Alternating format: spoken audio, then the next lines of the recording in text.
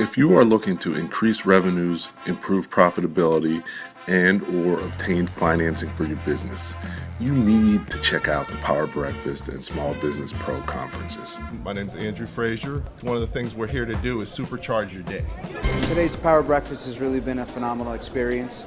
I think it's exactly what business owners need, some true guidance of people who are genuine and really are leading them in the true direction of business growth and expansion. The Power Breakfast is so important for the entrepreneurial community because it gives the various business people who come together an opportunity to interact and also do some business. These events hosted by Andrew Frazier, President and COO of Small Business Like a Pro. Welcome back to session 2 of today's Small Business Power Breakfast and Conference. So far, we've had a great day. I think we already achieved our goal of supercharging people's day because I think everybody learned something from our first speaker. Yeah. Everybody's more excited about getting back. And everybody's met somebody who they can and will likely do business with or get referrals from. And that's what it's all about, helping you to grow your business, learn things that'll help you grow, get opportunities to grow, and get financing when you need it so that you can grow. So definitely Shaan Rais did a great job, and actually we get a double dose because he's on the panel as well. So excited about that. Shaan talked about personal branding. In addition to personal branding, you have to develop business. Business doesn't come to you. So it's important to understand, how do you do that? Because your most important job is sales and marketing. So how do you do that effectively so that you can grow your business? So that's what today's panel is about. Business development strategies to be a market leader. Today, I'm excited. We've got Darrell Gunter. He's going to moderate the panel. He's worked in organizations as well as with organizations to help them grow on the product side, on the technology side. Very knowledgeable.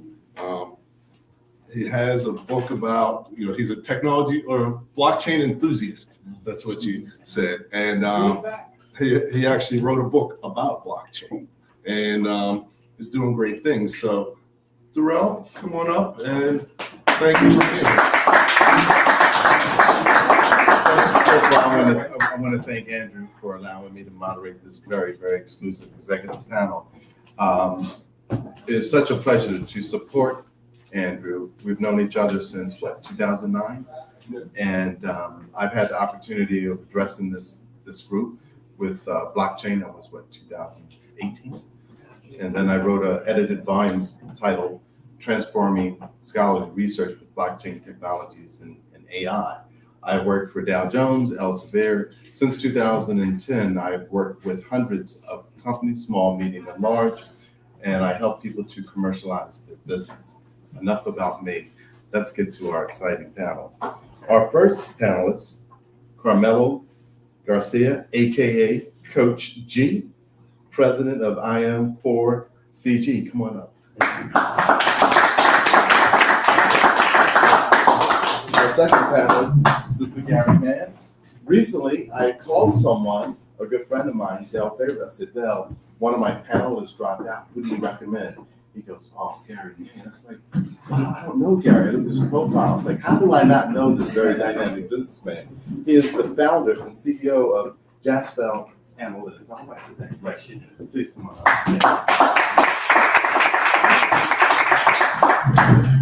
Really, the man who needs no introduction. Mr. Shaan Rais. Shaan, come on up. So we're going to have a fireside chat. And a fireside chat is where, we're going to throw out a topic and we're all going to discuss it. But if you have questions, please don't hesitate to want to ask the question. Oh, okay. I was blocking her camera before for that. So let's get started. Go ahead. Thank you so much. Sorry about that. All right. If you could just give 30 seconds about what you do. Thank you, Darrell. Well, it's a pleasure to be here, and good morning still. You know, as we say, to whom much is given, much is required. So I'm here giving away my gift, which is I do executive and business coaching. I've been grateful to God that I've been able to go from my career to my calling and helping others just discover their purpose and really scale them up from, you know, whether they're good and want to be great or successful and want to be significant. Excellent. Thank you, Gary. So Gary Mann, I'm the founder and CEO of Jazzful Analytics. We're a data analytics and data engineering firm based here in Newark. I've got over 25 years of experience in the technology and sales side, and I'm responsible for selling upwards of $40 million in product and services. Beautiful. Wow. Analytics. I love data. I'd say the data doesn't lie, right? So what are some of the key learnings for the non-sales CEO? And I think this is important because in my consulting, I find that a lot of times I'm talking to entrepreneurs or even executives at large companies where they're concerned about the lack of sales, but they really don't understand sales and the sales process. So let me throw it out to our panel. What are some of the key learnings that a CEO needs to understand about sales? CEO or non-CEO? The CEO. CEO. Who's not a salesperson, who hasn't the sales experience. So I mean, from my perspective, it's, and I'm speaking strictly from my perspective, right? So from a CEO perspective, I need to understand what my target is. That's the first thing. How much revenue am I trying to generate? And how long is my sales cycle? How long is my sales cycle? How many sales reps do I actually need to meet that target? I'd say that's probably my number one concern. Mm-hmm. Mm-hmm. So I meet with executives and we go into try to uncover, well, what's your scalability, giving their present circumstances, giving what they're dealing with. And what I realize is that their culture, right? That's an aspect in the sales because many of us can sell iced Eskimo, but the reality of it is that it's the culture on how they're creating a culture of sales. And it starts with service. So if you're leading with service, the sell will be made. And that's how I look at it when I'm coaching CEOs. Mm-hmm. Very good, very good. For me, when you brand you and not what you do, the sales comes to you.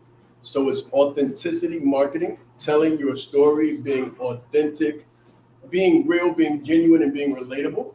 What we do is we help you brand you so that you become magnetic in the marketplace and you deal with inbound leads as opposed to knocking on doors and having to generate. You become magnetic and your ideal client knows they want to work with you when they come into you.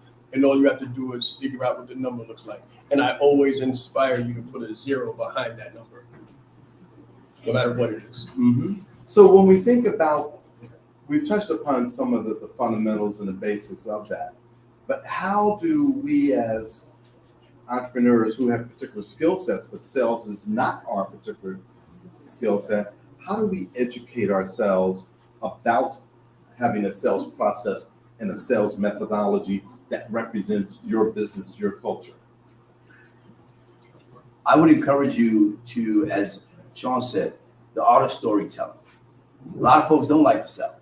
And what happens is if you just tell your story, that is your brand. So we teach, for instance, at Rutgers Business School, there's a great program. I'm one of the facilitators. It's called Storyhood, and Story 2 partnered up with Rutgers, and it's for free. So take advantage of it. I'll give you the information afterward. But it teaches you how to sell by telling your story and therefore leading to what's creating your brand. And that is impactful because it's about not the ROI, but the ROR, return on relationships. So when you're telling your story, you get to connect with those individuals on the basis of the relationship that you're building. So I've got a couple of approaches, right? I mean, if you're trying to do sales, like any athlete, you got to train. You got to learn your craft, and so you've got to take courses. You've got to talk to other successful salespeople. You have to read, and you have to practice your craft, which means you have to get in front of as many people as you can to sell whatever it is that you're selling. I'm going to say that you want to find someone who has done what you want to do. The theory is good, but is it applicable? Not always. You want to find someone who's in your space doing exactly what you want to do, and you want to model that. If there's any way to get close to them, which there always will be, do just that. Make sure they're making the money that you like to make. Because I have a course called Closing Like a Leader. It's not free, right? But this is the thing, right? You want to sell luxurious goods. You want to brand yourself. There's 5 levels of pricing. Is that okay if I say that? Sure. Okay, there's 5 levels of pricing. There's bargain basement, there's average, there's premium, ultra premium, and then luxury. And you want to find out where you want to reside. So you want to set your target, like the gentleman was saying, set your target. What kind of life do you want to live? What does that number look like realistically? And then when you find that number, you'll find the ideal client who can make that number a reality.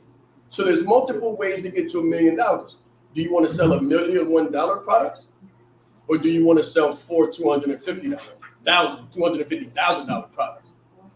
That's targeting, that's narrowing down, and that's very specific. Get more specific. The more granular you can get, the more methodology will come to your mind to make that a reality. Well, I've been in sales actually my entire life, having grown up in a Gunter's market in Atlantic City, having a TV guide route at age 4.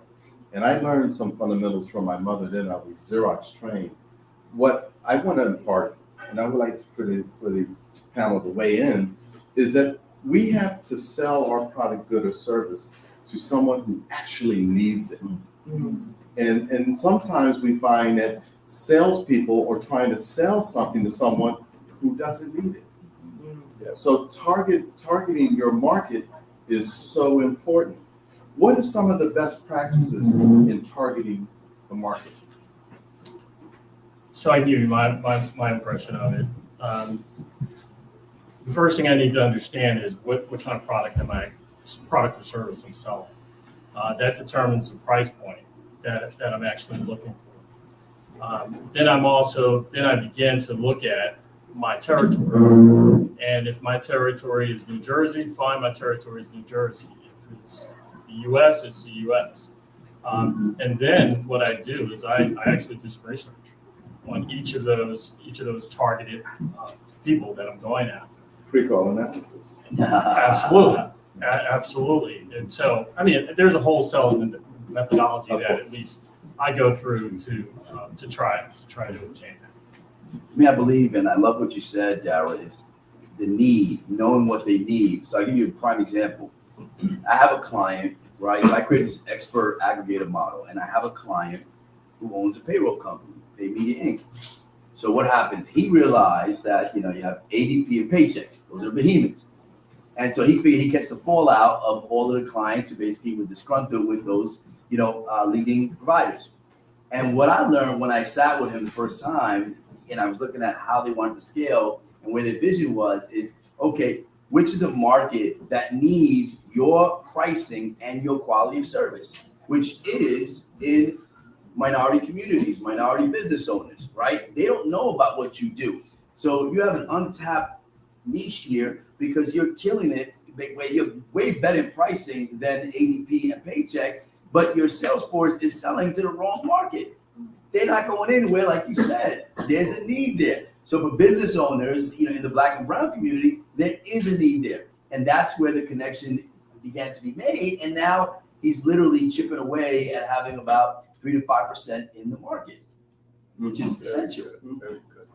When it comes to targeting your market, again, I start with your ideal life in mind. You want to know who you are, the numbers that you want, and then you want to find out who you want to spend your time with all day. Because the life of your business will be the place where you spend the majority of your time in service to your ideal client. Yes, sir. In service to your ideal client. So in order for you to enjoy your life first, qualitative, and not just have a high-paying job, you want to make sure that you're intentional, because you don't want to really do sales. You want to do business that makes you feel good and sleep comfortably. And when you put business first and you put value over valuation and people over profit and meaningfulness over money, you won't have to sell and you won't feel like you sold your soul at the end of the day either. Very good. You know, who said it? Someone said read and research. Yeah. I tell you, Dr. D.T. Ogilvy, like folks know her, she's now up in Rochester, used to be at Rutgers. I had her on my radio program some years ago, and she talked about the importance of reading, how reading expands your perspective, it expands your knowledge. And when you're looking to do something that's not in your expertise model, to read about sales methodologies, successful salespeople, it will start to expand your horizons. What are some of the books that you feel that would be great for this audience to partake in? Well, what comes to mind for me is how to become a rainmaker. I don't know. That's one. Solution selling is another one. Sell like a CEO is another one. I'm sure if I go and look at my library, There's a few. One for me is John Maxwell, the certified coach John Maxwell, is the 21 Irrefutable Laws, right? It just amazes me how leadership is influence, nothing more, nothing less. So therefore, when you apply those laws, like I said, return on relationship versus return on investment, it's amazing of where it could take you, when you're really sitting with someone to make a deal and increase that business. I would say sales psychology, Brian Tracy. Sales Psychology by Brian Tracy, and also CEO Excellence, which is a phenomenal book by KPMG Senior Partners. And what is so special about the sales psychology book?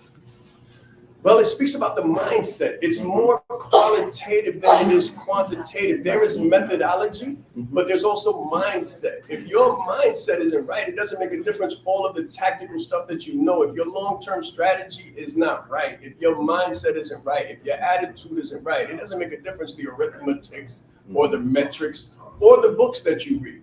So before you pick up a book, take a look internally and pick up yourself. But a lot of what I teach is personal development. Before business development, you have to develop yourself. We know the theories, we know the scientific principles of success, right? But the people that are successful are the people that started with them and built themselves and then built their business and then built their sales cycle. I gotta sit down and just please that piece of mind. Please, Let's go. I just bought one this morning. And by this incredible author, Shaan Rais, what's the title again? You know what I'm saying? Like, look at the plug. Hey. So it's The title. the seven prerequisites to success. I love it. Pathways to paramount performance. Yes, it's like Dr. Stephen Covey's, right? 7 effective habits of highly effective people. And of course, there's another great one, right? You got to get it. You know what? Another incredible author is Andrew Frazier, running your business like a pro. That's right. That's I'm telling you, this is what we have to do. But there are really great nuggets in these books outside of, the legendary great ones that we always read about. And Darrell, if I can add, I think Absolutely. it also depends on the type of sale that you're doing and the size of sale that you're doing. And I think we're going to talk about this a little later on, whether it's transactional versus consultative sale and the size of the sale. I think that also comes into play because there are different methodologies for going after those types of sales. Absolutely.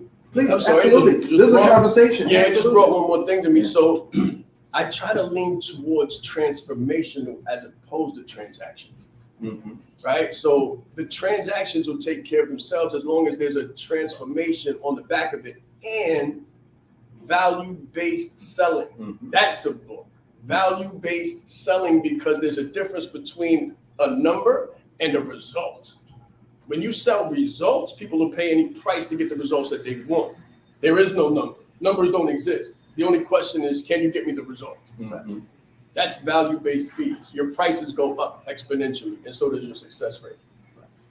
I'm curious if there's any questions thus far from our audience, because we're at the beginning. Yes.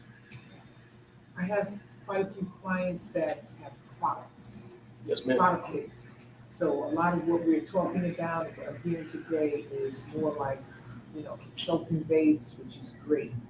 Product-based.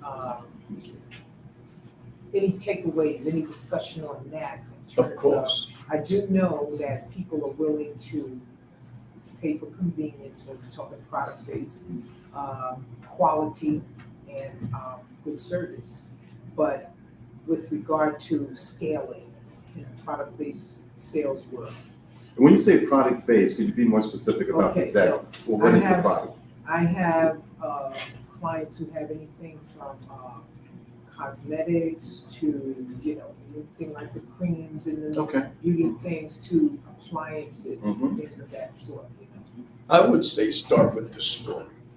What is the story of the man, the brain that produced the product? What is their story? When you lead with the story, the sales go up exponentially. So I understand being a founder and having a product-based business, but every service that we have seen go from 5 to 6 to 7 to 8, the real founders have stories. And that's what I would urge you to do with the CEO or the owner or the founder, to think long-term strategy and to begin a story-based strategy on selling. Because when you sell to the heart, it doesn't make a difference where the sales cycle starts. What's the name of that cosmetic store? Sophia. Sephora. My wife, she sends me her stuff, That's more like What's a the story? sales. Talk Right. about the story. Exactly. Look on the credit card. Exactly. So I go to Sephora, and what's it, Tracy Ross's product? Yes, yes. And I buy this very expensive shampoo and conditioner. My wife loves it, and she loves Tracy Ross's store. my wife. The prices go up. So I actually sell product. I've sold product. And so I've got a slightly different view. That's great. And so from my perspective, if I've got a product or I'm looking to sell a product and get ready to launch one in November, I'm trying to understand what the gap is. How does my product fit into the gap? And define gap for us. The gap is basically a problem that hasn't been solved, right? Exactly. Or a problem that people are having, and their existing products and services are not meeting that particular need. So that's the first thing that at least I sort of take a look at. Obviously, you want to understand your value prop in that, and then how do you manufacture the sale? Because from my perspective, especially with a product, you have to manufacture the sale if it's a high 5 or 6-figure sale. If it's an impulsive sale, it's a little different in terms of how you present it. So I sort of have a follow-up question for Gary. You talked about methodology changing depending on price. So I sell services that are in the $75,000 range, right? So that's different than selling, according to you, I think, a $10 product. Talk to me about methodology, please. Yeah, so what's interesting about it is the effort is the same, but it's a different product, right? It's a different sale. So from my perspective, I mean, the methodology of selling that, to me, that's a 5-figure or 6-figure deal. Your sales cycle might be a little longer than everyone else's. You might have to talk to a decision maker as opposed to a line person who maybe has a budget. Maybe you do, I don't know. From a sales perspective, I got to understand my target. I've got to figure out how to get to that target, because I think in today's marketplace, it's a lot more difficult than it was, say, 10 years ago. I think since I've been here, my phone is ranked 5 to 6 times from telemarketers, right? So where can I find those decision makers? Is that a conference? Is that a meeting? Is that Starbucks? Where am I going to find it? And then there is a sales methodology that I can talk to you about all day long. Can I ask you a question? Please, absolutely. You said a service, Yeah. $75K. What is that? What's that service? I sell done for you services that include your personal brand, building your personal brand, and marketing. Oh, phenomenal. So we're in a related market, We are. right? So you market to your ideal client. You build your brand so that you can show proof, evidence of proof, not theory. Then you tell your story, right? And you continue to tell how the results based, how your results are going to help the quality of their life, because people buy over emotion, they justify with logic. So you have to make them feel something. And when you do that the right way, you make sure that you're distinctive about who you serve, and you make that clear so you don't waste your time on closing calls that people aren't qualified. So you justify and you qualify through your marketing so that only people who are qualified and only people who want to do business with you even approach you. Because we don't have those problems with wrong fit and people who can't pay for our services. And we're in the six-figure market. I've sold packages that are $250K. But the thing is, no one came to me for a $250K product that couldn't pay $25,000. And everyone that came to me knew what they wanted and knew what we had to give them. And said, I wanted to work with you. I've been following you for a while. This is why I want to do it. And this is what I'm willing to do. Like, they're ready to go now. Because you don't have the back and forth. The sales cycle is very fast when you do it this way. Yeah, very, very fast. We don't have a long sales cycle. Our sales cycle is fast. Why? Because they've been watching us for 2 years prior to. We have a plethora of marketing. We do long-term.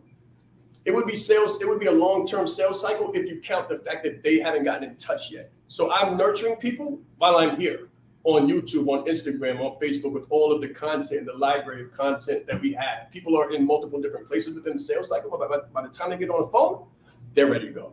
Yeah. And they're ready to go at a high price. That's interesting. I found that too. That's how that's say, hey, I've been following you for a while. That's right. I finally got up the nerve to call you. That's right. That's right. I figured you were out of my price range, but I figured I'd give you a call. Be clear about who you want. Clarify. Coach G, jump in. Weigh in. What are your thoughts? I was thinking about the product question, and one of the things, and I have a few clients who sell products directly, right? And what we were able to do is present it in the form of a lifestyle. Like right now, like bioenergetics, for instance, they're selling a product that is very difficult and it's innovative, right? It hasn't been out there for quite some time. Harry Massey, and they're based out of the UK and what have you, and so now they're having this influx in the marketplace of the US, but it works. And what they did was they understood in the transition as we were in the boardroom kind of figuring out, it was lifestyle, converting their salespeople to understand that unless you can believe in this product at 100% conviction, you will not be able to sell it. So you have to know that it works. And what it is, red light therapy, right? Many of you, I don't know if you've heard of it, but this is what TB12, Tom Brady, and of course LeBron uses, but they spend $2 million on their bodies annually that you may not have. So what we did was with bioenergetics, now you make it more affordable where people are spending $350, but they have the same access, but it's a lifestyle. And so that was what was very instrumental for us or for those clients when they were being coached. It's a lifestyle. It's interesting. I teach professional sales at Seton Hall since 2009. And one of my students who graduated in spring applied for a job with Grainger. And Grainger typically hires people who are seasoned. He walked into that interview and he did a sales presentation based upon Grainger's products. And they were shocked. They were like, where did you learn this? He said, well, I got it out of Professor Gunter's class. But it's about having a process of understanding the needs, as Gary said, understanding the needs of your client and what are the features of your product, good, or service that are going to meet those needs, and then what are the benefits to them? And then if they don't buy the product, what are the consequences if they don't? But doing it in such a consultative way where it's not selling, it's having a conversation, and it's very relaxed for that. Gary, what has been your biggest success story that you can share? And also, what has been one of your biggest challenges, and what did you learn from it? Great question. So what have been my biggest successes? Probably an $11 million deal to a bank, financial services company. Probably took about a year and a half to actually do, and it wasn't just my effort, but the team's effort. That's probably the biggest success, next to starting my own company 5 years ago. But it's been my biggest challenge. I'm a small business, and I don't have a lot of budget for a lot of the things that you need to actually grow. I love what these guys are talking about. First of all, I absolutely love what these guys are talking about, because even though I've done larger sales, I've never done it as a small business. So now my sales are typically $5 5 to 6 figures, right? We're trying to get to the seven-figure place. But my biggest challenge is how do I scale this out now while also working in the business, right? You want to work on the business most of the time, but occasionally as a small business, you got to work in the business. Right. You got no choice. So I'd say that's my biggest challenge. Okay. Shaan? Biggest success, my marriage is my biggest success, right? That's my biggest success. My relationship spiritually is my biggest success. Monetarily, we did multiple 6 figures in less than 90 days. We did multiple 7 figures in less than 3 years, and we hit 7 figures in less than 2 years organically, which means no funnel, no email list, no ads, no fancy schmancy, no algorithm stuff, right? I had no background, no formal training, and nothing, no courses. So my biggest success was finding servant leadership and helping people. That was my biggest success. When COVID happened, I picked up the phone in order to help people, and they wanted more. When you serve, you'll find your people. Or when you put yourself in the marketplace, there's a saying in a phenomenal book that I would recommend that everybody read that says that your sheep will hear your call. Your sheep will hear your call. So when you put yourself in the marketplace and you stand on your brand or your brand identity, your sales come to you. So that's my greatest revelation, if you would say, finding product market fit through servant leadership and being of value, which is basically boiled down as just helping people. Challenges. I look at obstacles as opportunities first. So let me say that as a disclaimer, because I don't recognize challenges as challenges, really. So I guess my challenge would be handing over the reins to people, because I'm a student of leadership. So I do know how to hire, train, onboard, and delegate and all that good stuff in theory, right? But in practice, it's taking your hands off of your baby. Right? In practice, it's trusting someone else to have your vision and extend your vision outside of your presence. And if you heard me give this presentation today about the high queen, I'm a high queen. So I'm very demanding, very hands-on, and I like to be in everything. I like to be active. So that's my challenge. Relaxing and stepping back sometimes. Okay. Coach G. For me, great success is just blessing others, really. You know what? The great Picasso said, the meaning of life is to find your gift. The purpose of it is to give it away. So for me, right now, again, great success with my spiritual relationship and putting God first, and being able to drive $6 billion in urbanization to a city, and being able to build a bridge on the social impacting side. You know, how those on the other side feel as you're treating them as VIP. And VIP, an acronym God gifted me, the ability to create everything in acronyms because I suffer from ADD. So the reality was it's vision, intentionality, and purpose, right? So helping those understand that, you know, where there is no vision, our people perish. And at the end of the day, we have to stay focused on that vision and then be intentional every step of the way, but going back to purpose where we're reminded of a greater purpose that we serve. So for me, that's been my greatest success and challenge. It's being the best version of me today than I was yesterday. Wow, that's phenomenal. So Can I ask a question? Sure, absolutely. Thank you. I just wanted to follow up on what Coach G said, because I've been enjoying a series called Go Giver by Mann and by Bob Bird. So when you brought up giving, that's the premise of the several book series. So I wanted to ask the panel, you know, what do you do to build your worth through giving, your value in your products that you sell and the services that you offer? My entire business was founded on giving first. I teach a principle that I learned later called monetizing free. However, when COVID happened, I just picked up the phone and went live and gave value, gave inspiration, gave motivation, gave leadership. I gave it away. And through that service, they asked for more and asked what they could pay for. That's the entire premise of my business, and I do it to this day. Saturday mornings, we do the Breakfast with the Brand, which is a podcast that we still give away for free. No matter what figure we're at. When we're at $1 billion valuation, I will be giving free, no matter what anyone says. I also do a call called the Leadership Live Deep Dive at 5, which is on Saturdays at 5 p.m. And it's free. One of the reasons why I hooked up with the phenomenal brother Andrew when I heard the Leadership Live at 8:05, I said, oh my God. Yeah, give him a round of applause. Seriously, because that was one of the reasons why I said but to your point, the entire business that I enjoy and the entire life that I enjoy was founded in the premise of giving. My background is counseling, so I was always giving to the underserved populations, and I guess I just brought that with me. Yes, ma'am. So, it's an interesting question. So from my perspective, I try to separate it a little bit.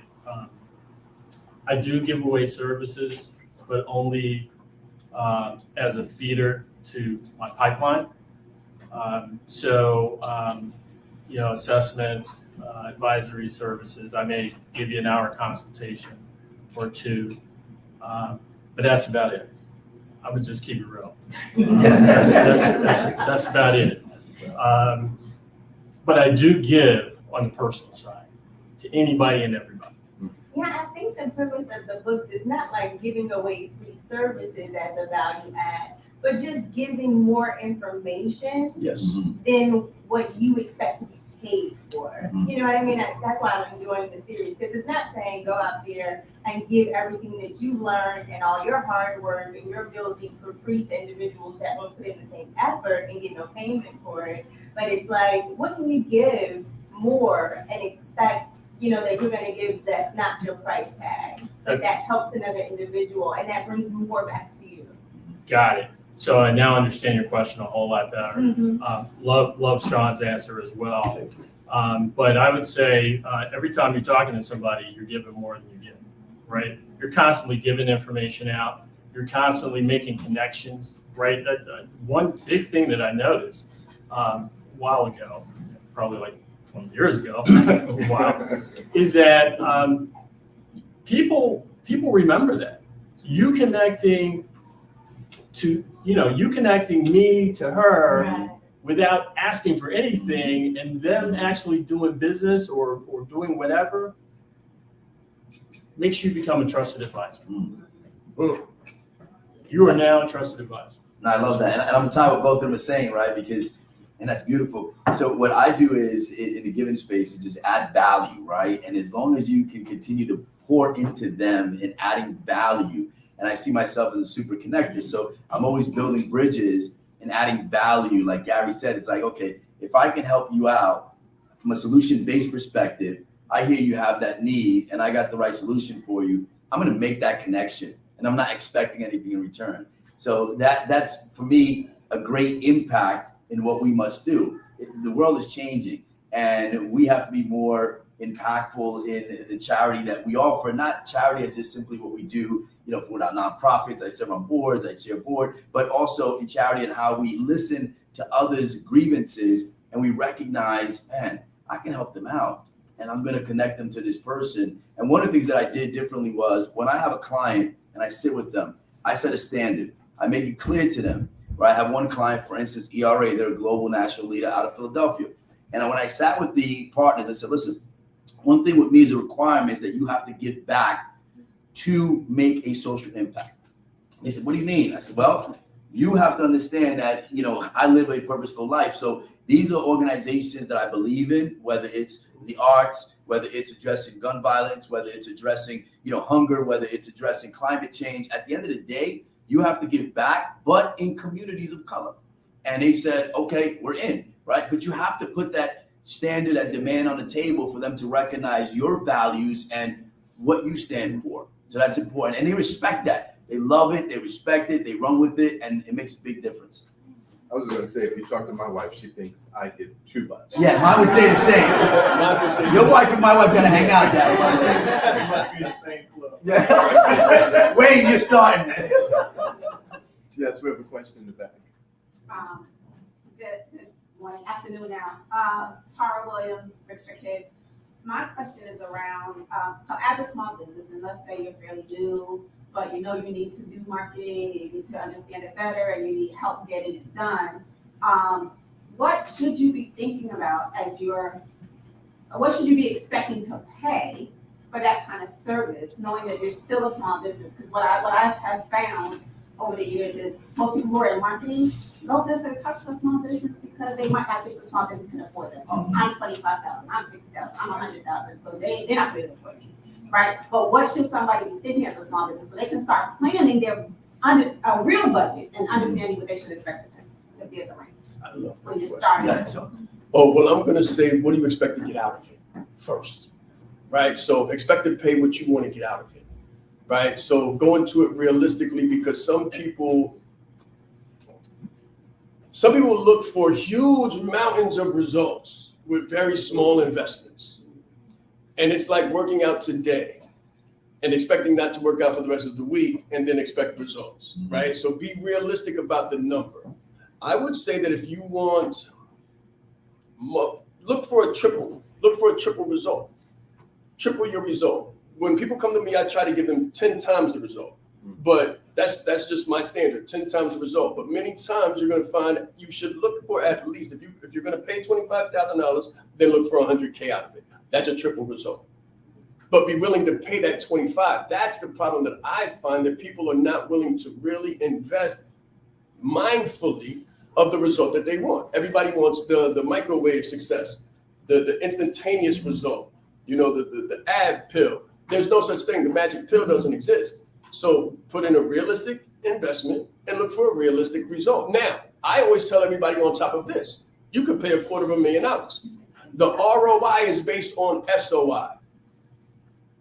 The ROI is based on SOI. Who knows what SOI means? Speed of implementation. Speed of implementation. You can't buy success. You can't buy apps. They might look good for a minute, but they make you sick after a while, right? So you can't buy success. What you can buy is access to the information, the tools, the strategies that will give you success. But be realistic about the investment. Be realistic about the investment in proportion to the outcome that you want. And then be realistic about the other investment, which is the time and the implementation of what you learned there. Yeah. I have no answer to that. I got to refer to these two gentlemen. So I'm all sales. I love it, Gary. So, and Shaan, you hit the nail right on the head. I think that the speed of implementation is key, right? So 3X to 10X. That's what you should be looking for. So as a small business owner, you got to be able to set aside at least, $5,000, $10,000 to make that 3X on what it is that your services that you're selling, whether product or services. Because the reality is, if that person can deliver on a business development front, because you got to stick to your core competency, they specialize in that, right? There are all these funnel systems and all this craziness and all this way to advertise today. But at the end of the day, it's about who can guarantee you that minimum 3X to 10X, right? And the first thing, Andrew, correct me if I'm wrong, when you're preparing someone's business plan and their business budgeting, how much would you set aside in their marketing line item? Depends on what type of business they have, but anywhere from 5 to 25. So, and it's realistic because you're going to get that return, even at a minimum $5,000. You'll be able to see just on those first 3 clients or those first 5, 10 sales, you're going to see the return. So it's going to pay for itself. And as long as you can get it to pay for itself, and then after that, everything is gravy, then you're golden. You know what I mean? That's the way we look at it. So when I'm sitting with a client, that's what I'm looking at. What is your commitment to your marketing budget, to your marketing of your business? Because that is all branding. And then there are avenues that you got to look at where you're going to have the greatest impact and return. And unless, they're putting together the right outline for you, it's not going to work. Can I ask something? So I've been doing business development for small businesses for the last 10 years, marketing and advertising. There's 2 things you really want to look at. I come across this a lot. One is budgeting and then deliverables, right? Budgeting and deliverables, right? So what's realistically the budget you can afford for marketing and advertising? But deliverables in terms of, it's 3 types, right? So you have do it yourself. Yeah, right? I give you this course, take it, learn from it, try to implement it. You have done with you, right? More like coaching and consulting, right? Which typically comes at a little bit of a higher price tag, right? and then you have done for you, right? Which is, you're gonna pay a lot more for that. So it's really, when you realistically say, I have this, but I'm not willing to do this myself, this social media, this tech, this advertising is too much, then you really have to decide where you want to play, right? And then that'll help out a lot. To add on to that, what's very important is to get a couple of references and ask them, the references, what has been your experience? Folks will be very honest with you. How much did you invest and what was the plan of action? Typically what you find is that there needs to be what I call the critical path to success in regards to what they're going to do and how consistent they're going to do it. Marketing is like acupuncture. How many of you have had acupuncture? If they put one needle in, you really don't get a result. They got to put needles in all the different meridians to get the blood flowing. Marketing is no different. I took a company, after I left Elsevier as the managing director for the Americas, I went to a startup that no one had heard about. Within a year, everyone knew about Colexis. And then my former company, Elsevier, said, we got to buy these guys because Darrell's killing us. The reason is that social media had just occurred in 2007. And so I was using our press releases on Facebook and LinkedIn and all of those different areas and speaking at different events. So you really need to understand what are the key mechanics of the marketing mix, because there's no silver bullet with marketing. It's a marketing mix, and it has to be done consistently over time for that. Andrew? Just piggybacking on something Shaan said earlier. Before you even spend money on marketing, you have to understand marketing.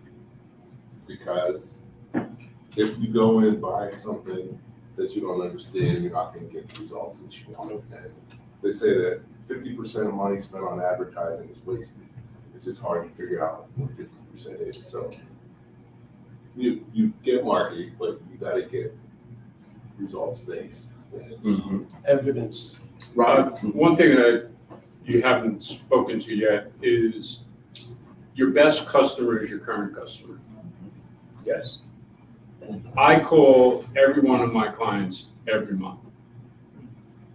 There's no obligation. I just pick up the phone, call them and say, hey, how you doing? John, what's new?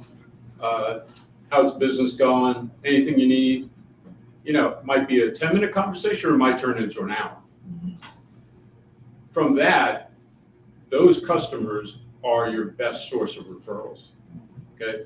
They're also, for me, my best source of taking a bookkeeping, accounting client to a consulting client. Yes, sir. They also know my availability. Anytime they text me, I just got the other day, I got somebody text me a thing saying, I don't know what this is. It was a request for them to file their annual report. I said, well, let me look. Went online. His name's Tasso. Tasso, you haven't filed your annual report in 4 years. Okay. He goes, I don't know what to do. Can you do it for me? I said, yeah, but I'll have to charge you X. He said, no problem, just do it. That's right. So, my calling them and making myself, telling them that I am always available if you need something. I'm not charging them for any of that time. All of a sudden the work just comes at me. And Gene, who I work with closely, knows lately I've been just deluged with people coming at me. I don't have to do any marketing. They're just coming at me. And I also do pro bono work for people who can't afford my services right now. And all I ask in return is, give me a good referral, give me a good review on Google, or give me a good review on QuickBooks Pro Advisor. And that's like gold. So just and Robert, to build on that, demonstrating expertise to your clients in your marketplace is very important. When you're sending them timely articles about their business. I can tell you, I was in Frankfurt last week for the Frankfurt Book Fair, and people will walk up to me, Darrell, I love your post on LinkedIn. Please keep them coming. I don't post a lot, but what I post, I hope is very valuable to them. And that's what we call demonstrating expertise, where you're the trusted advisor. Yes. We call that. Can I ask go ahead. Oh, I was going to say that we call that leadership marketing, right? Leadership marketing and branding yourself like a leader. If you're not the leader, then someone else is. And if they've got more expertise and they've got better results and they've got more consistency and they're always there when your ideal prospect has a problem, then they're going to be the one who gets the business when they've made the decision to work with them, right? So you want to be what we call omnipresent with your leadership marketing, which is answering questions that are not asked yet. And let me say this is called the mind of the market. And I learned this from Jay Abraham. If you can define and describe your ideal prospect's problem better than they, and before they are even aware of it, in a way that is more elegant, more illustrious, more phenomenal than they could ever think of it being described, you own that mind of the market and you will get that business. So again, it comes back down to service, consistently serving and quantitatively not worrying about the immediate result, but qualitatively looking for the overwhelm, or as you just put it, the deluge. And to the young lady's question about marketing, I want you to understand something. Look at your business, or the not to be on some spooky stuff, but look at the universe as an ATM. The more you put in, the more you'll get out. I get clients all the time that say, Shaan, I've worked with 10 different people and I've given away $50,000 and I've lost it all. No one ever did me good. I said, hold on. What you did was you paid for your ride here. You learned something with every single investment that you made. No investment that you made was ever in vain, because now we're having a conversation and we can get you the help that you're looking for, but you wouldn't have got here without the first 2 investments that you made. So don't do that, because what you're doing is you're setting your mindset up with the mindset of scarcity and lack and loss. And I want everybody to just take notice of the overwhelming positivity emanating from the stage right now. Look at the overwhelming mindset. The overwhelming mindset is one of abundance, one of gratitude, one of grace, one of appreciation. When all of us said, when he asked the question about challenges, it was hard for us to come up with one. When he said something about blessings and appreciation, we couldn't stop talking. Look at the mindset. Just look at the mindset. Look at the example of success. And that's my last point to you. Look at the person who has the results. Look at the person who has the results. Find a way to work with them. And don't think about the number. Think about the result. Gary. So I was gonna say, so from my perspective, I do a lot of reference selling, right? So that's where I get my clients from references from other people. I've never really understood. I'm just coming clean here, right? As a salesperson, I've never really understood the marketing side, right? Okay. Right, and I think a lot of small business owners go through that. You go through it as a rep or whatever in a large company. So I understand the question in the back. I definitely understand it. And so it's interesting that we're here. I thought this was more of a sales, but man, these guys are talking about some great marketing stuff. So I just wanted to make that point. I just wanted to say. Speaking as a marketing major at Seton Hall and got my MBA in marketing, I see sales and marketing intertwined. Yeah. Sales is part of the 4 Ps. So. Tough to say that to a sales guy. It's tough. Would you agree with this statement? If your marketing is great, your sales skills doesn't have to be so phenomenal. But if your marketing is bad, you better be a phenomenal salesperson. Very true. So while that balance is true, I say to folks, if you really want to have a very high-performing organization, your salespeople have got to be still team 6. Yes. Nothing less. Yes. Nothing less. Yes. Nothing less. So I wanted to get maybe from off you the transactional and the consultative sales. And I know we want to talk about that. We get a chance to talk about. The last thing I want you to take Reza up to Seton Hall. They have the Greenleaf Institute there. Mm-hmm. It's a whole institute on servant leadership. That's right. You might get a speaking gig out of it. You might well, I'm a professor there. Thank you, brother. So y'all should thank you, brother. connect those dots. Absolutely. Absolutely. So real quick, how much time we got? I just have one statement I wanted to say to Tara, because she is a market that I also touch base with, is small, we sometimes call them micro businesses, and they need us too. So what we do is help that business understand that marketing is always ongoing. and it is also phase to phase. So you Yeah. may not be able to spend the 25,000 now, but somebody, I think it was you, Yes. Carmelo, said 5,000 now. So when you start, monetizing and That's getting 3 times, now you're able to spend 25. So it's phase to phase. Yeah. So, and it's ongoing. You're not going to just market like No. Shaan said now, and then you forget about it. You're doing your exercise one day. You're going to do this for as long as you own the business until you're ready to. Consistent deposits. There you go. That's a great Okay, point. if I got just 30 seconds, if you can give me 10 seconds, consultative versus transactional.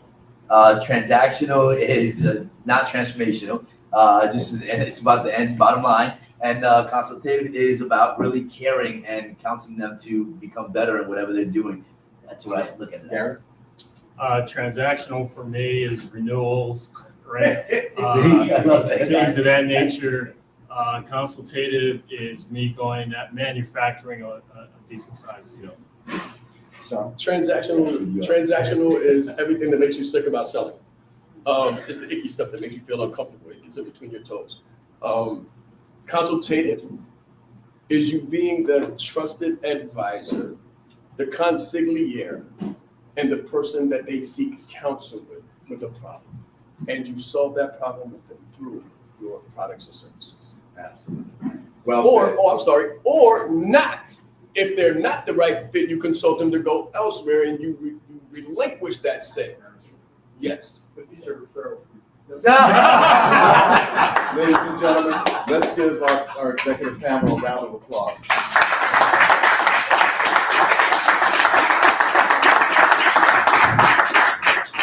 Turn it back to you, Andrew. Sorry. First of all, I'd like to say thank you to all the panelists and Darrell, the moderator, for taking time out of their busy schedule Andrew. to share with us. Andrew, Yes. picture with the panel. Okay. And so first, give them another round of applause. These are things that you need to know. This is your most important job as a business owner. So a lot of great knowledge, a lot of great expertise. Maybe put your hands on so your time doesn't do that. Sorry, I'm thinking. You too. What do you mean? You're good. Big smile.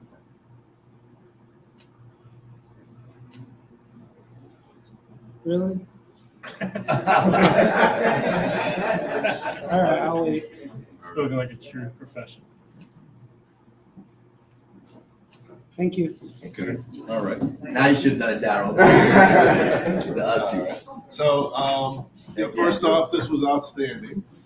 Just another,